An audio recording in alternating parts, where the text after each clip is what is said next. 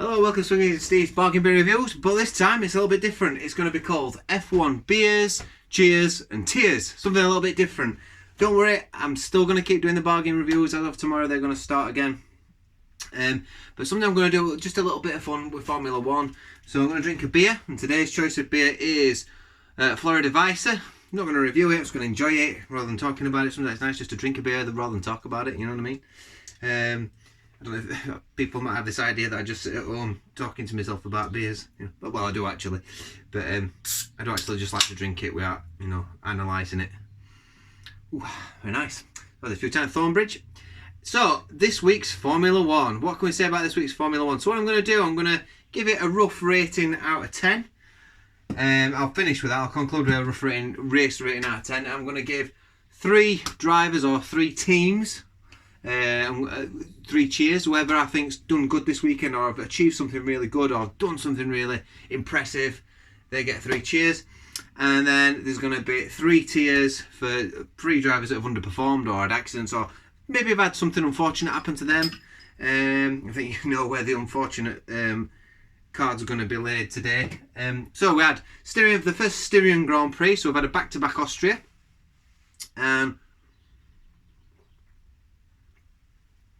Wasn't a bad race in comparison to last week.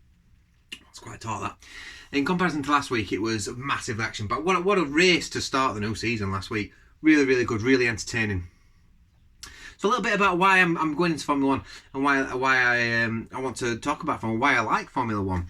Well, I must admit that a lot of that has got to go down to Lewis Hamilton, because I did like Formula 1 when I was a kid. I remember when Damon Hill drove, and I remember watching Senna and Schumacher, not Senna and Schumacher, Senna and Mansell, sorry. I remember being a kid, my dad being a massive Formula 1 fan, and I remember when Coulthard were at McLaren and Mick Hakkinen, and then when around about year 2000, when Schumacher had his era of dominance, I quickly got bored of Formula 1.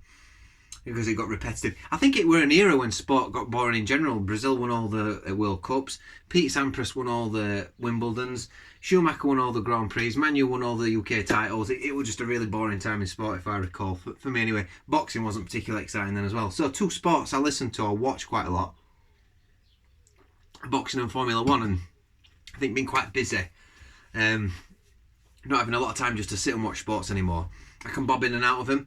And I think the things with football and Formula 1, they're both 2 sports where actually a lot of the excitement, a lot of the hype, a lot of the stories actually happen outside the races or outside the boxing ring. So it's all about the build-up and it's about personalities, and in boxing it's trash talking, and then and who's going to fight who next, and who should have who, and all this sort of stuff, and that's always a bit of a laugh. And then with Formula 1 it's all about upgrades, it's all about car dynamics, about drivers' potential moving to other teams, pressure on different drivers and how they're going to perform. I think I'm very into like national sports, where I love watching Rugby Six Nations, like watching that as well. Anyway, back to Formula 1. So one of the reasons I really like Formula 1 is I can dip in and out of it. I don't have to be watching it all the time, and I only watch the highlights. I only have time, and even then sometimes I fast forward them a little bit because it's late at night. So I'm probably not actually completely on the ball with what I'm saying, because I did rush it a little bit, so I didn't watch all the race. So you might feel my opinion of some of what I'm going to say is a little bit sort of unjust to a certain extent, and that's fine because it is a little bit, but it's just a bit of a laugh. It's just something new. This is a little bit sour for my liking, by the way. It's all right, but it's nice enough. I mean, it looks like blackcurrant, doesn't it? So it's weekend. First of all, so 3 cheers. The first cheers goes to Lewis Hamilton.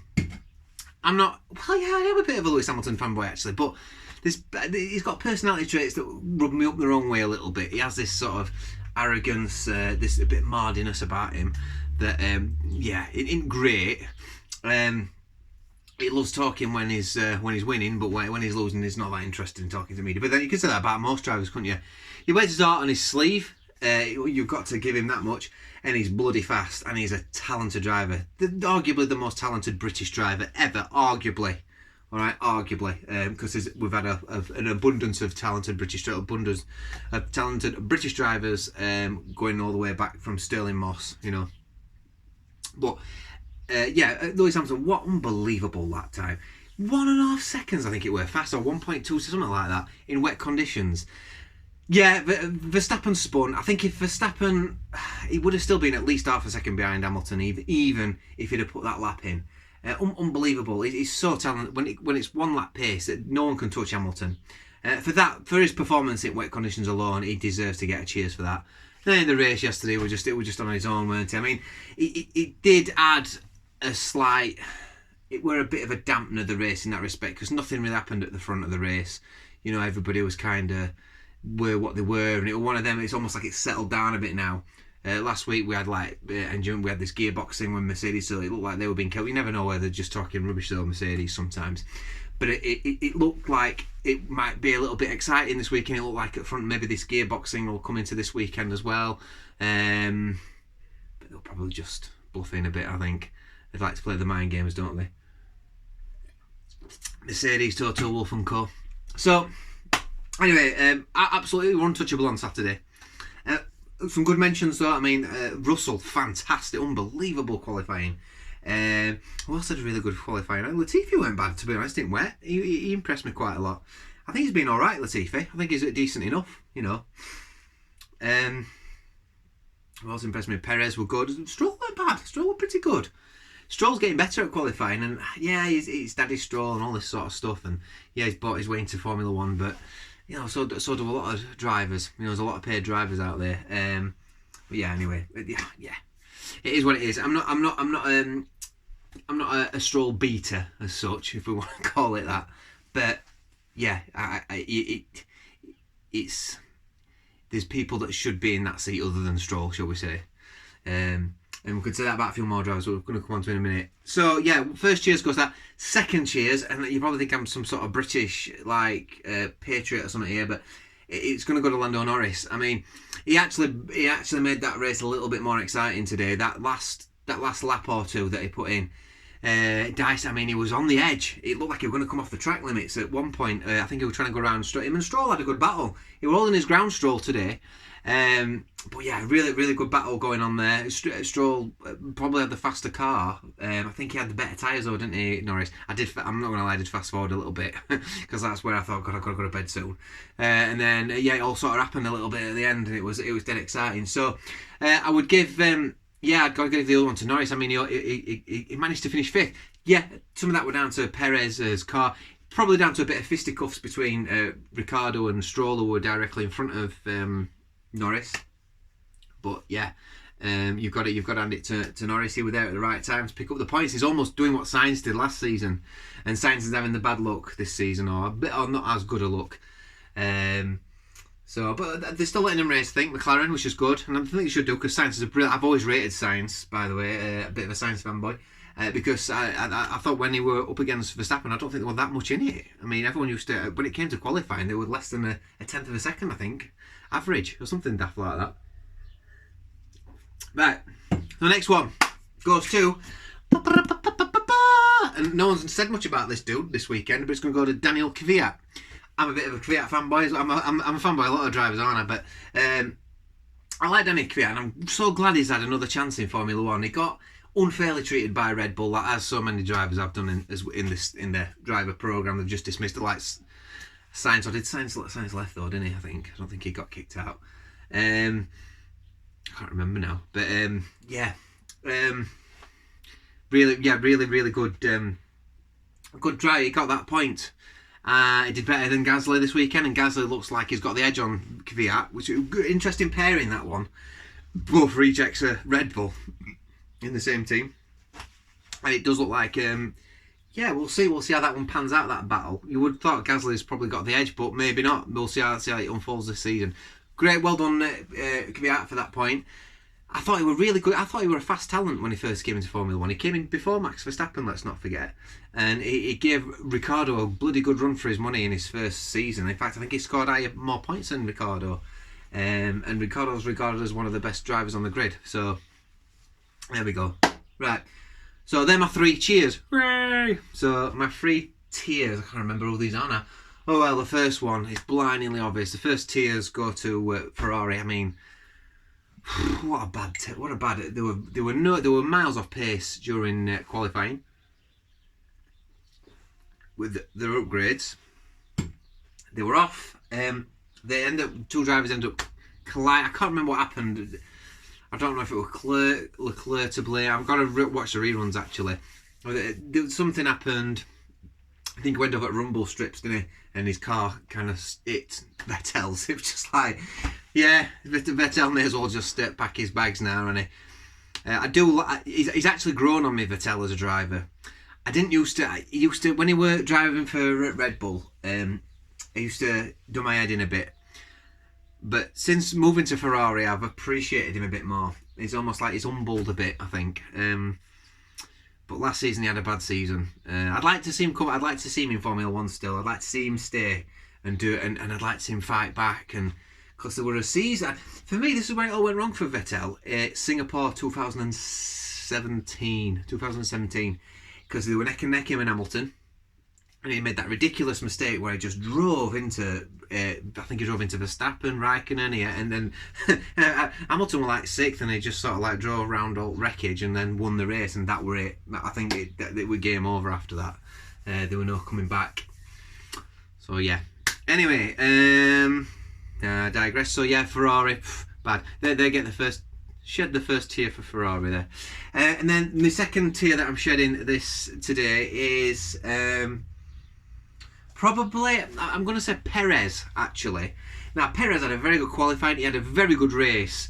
And I think he was going to get some... He was catching up with Albon. And then something happened, didn't it? Like, didn't something happen to his wing, or something happened to his front wing or something like that? Something got damaged, or something started falling off, and he started dropping back right at the end. So actually, I think Perez should have got the limelight a little bit this weekend, but he didn't, and that's why I'm shedding a tear for him. He's done a really good. He's had a really good race. He's done really well, but unfortunately, recognition for Perez, because I think he's a good. He's a paid driver as well, but he's a good driver. He's a very good midfield driver. And the last tier, and this is somebody I used to be a fanboy of, and I used to really like it. I thought he had really good raw pace. I thought he was a really good driver. And I thought once he had a clue, once he had that, he created that ridiculously bad accident, shall we say, in Spa in 2012 or something like that. He came back and he started driving really well, and he was better. I would say he was better driver than Raikkonen for a time at Lotus. But that's Roman Grosjean, and Roman Grosjean is just like. It's almost like there's no one to crash into when he's driving around track, so he creates his own accidents and he starts spinning off at track, and I don't know, he must have the same sports psychologist as Vettel at the moment, because they just can't get it, they just can't get it together, and at least Magnussen's keeping it on track, and he's up there, he's fighting at least with bottom ones that are still in race. Whoever they are now, I think that's Toro Rosso, isn't it? Not Toro Rosso, Alfa Romeo. But yeah, I think he had a spin, didn't he? And nothing were happening. He just spun off at track, and it's just. And last weekend they had brake problems, but even before brake problems, he had a spin. I remember he had a spin last weekend on the same bloody corner, I think, which is a shame because I do like Grosjean. I do really like. I think he's a good driver. So there you go. That's my three. Cheers, my three tiers for this weekend. Let me know if you want me to continue this, or I just think it's a load of rubbish. It might, I don't know. It's just something a little bit different that I thought about doing, something related to Formula One, which I am quite interested in, and I watch a lot of Formula One channels. There's a Morning Yorkshireman. There's F1 Word I watch. There's the other one. I can't remember it now, with the guy who's another Roman Grosjean fanboy. I can't remember the name of his channel. But anyway, Formula 1 or Formula E reviews or something like that, or news or something. But anyway, there's a lot going on. So what I will say is the race, I'm going to give that a grade out of 10. Well, it was going to be about a 5 out of 10 for me, which is probably why I fast forward because I just got bored. It wasn't terrible. I could have watched that race all the way through, but it just got a little bit tiresome for me. Like there were points in race where it looked like nothing was going to happen up front. Like Verstappen weren't going to catch Hamilton, Bottas probably weren't going to catch Verstappen, and yeah. So, but then then the last couple of laps it heated up. So it gets a 6 out of 10 just for Norris, because he made that race a little bit more interesting. In fact, the midfield made that race a little bit interesting. But if you think of the grand scheme of races, where would that come? You'd forget about it, wouldn't you, pretty much? So I think a 6 has been pretty generous. Last weekend's race, I would have given an 8. I would have given an 8 for that. A really good, solid start to the season. So yeah, there we go. I've been Swigging Steve. That's my new little thing that I'm doing. So yeah, please let me know if you want me to carry these on. And I'll see you on the next beer review tomorrow. Bye.